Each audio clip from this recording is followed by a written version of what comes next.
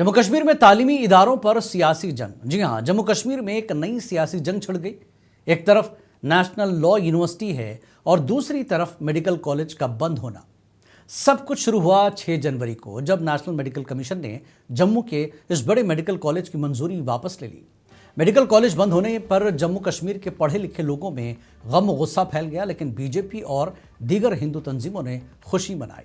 लेकिन अब बीजेपी और बार एसोसिएशन का मुतालबा है कि मेडिकल कॉलेज तो गया, नेशनल लॉ यूनिवर्सिटी जम्मू लाई जाए।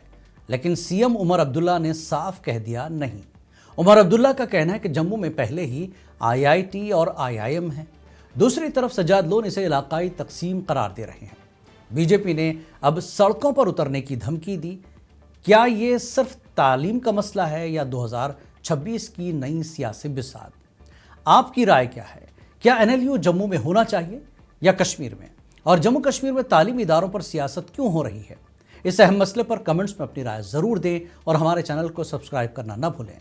जम्मू कश्मीर की खबरें देखने के लिए रोजाना शाम 7:30 बजे जुड़े मुनसिफ टीवी पर।